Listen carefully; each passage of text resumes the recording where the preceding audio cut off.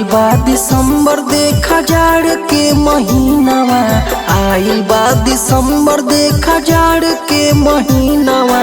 Cake पे लिखात बा यीशु जी के नामवा, केक पे लिखात बा यीशु जी के नामवा, केक पे लिखात बा। बड़ी धूमधाम से सजल बा भवानवा, बड़ी धूमधाम से सजल बा भवानवा। केक पे लिखात बा यीशु जी के नामवा, केक पे लिखात बा यीशु जी के नामवा, केक पे लिखात बा।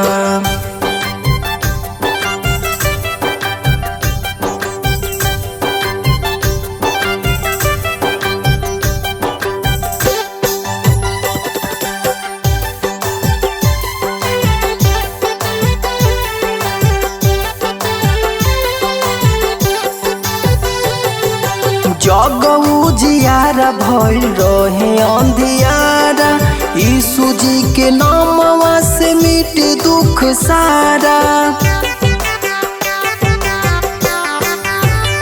ओ जग उजियारा भइल रहे अंधियारा, यीशु जी के नामवा से मिट दुख सारा। धन बाड़ी माता मरियम दिहली जनमवा, धन बाटी माता मरियम दिहली जनमवा। केक पे लिखात बा यीशु जी के नामवा, केक पे लिखात बा यीशु जी के नामवा, केक पे लिखात बा।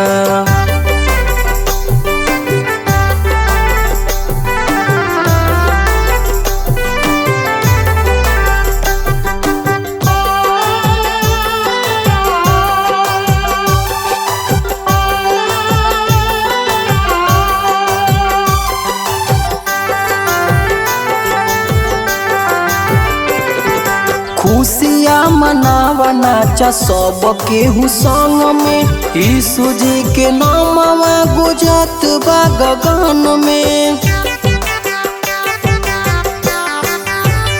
हाँ खुशियाँ मनावा नाचा सब केहू संग में, यीशु जी के नामवा गुजत बा गगन में। हथवा उठा के पूरा कर यार मनवा, हथवा उठा के पूरा कर यार मनवा।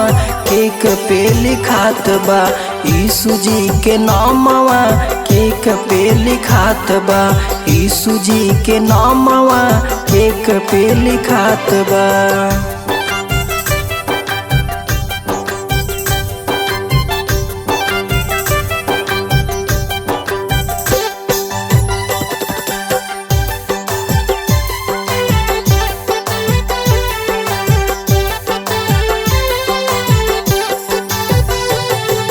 केकवा सजाई गइल मक्खन मलाई से, हैप्पी बर्थडे टू यू बोला सब के हुआई के। हाँ केकवा सजाई गइल मक्खन मलाई से, हैप्पी बर्थडे टू यू बोला सब के हुआई के। लिखले रमेश भाई यीशु के महिमावा, लिखले रमेश भाई यीशु के महिमावा।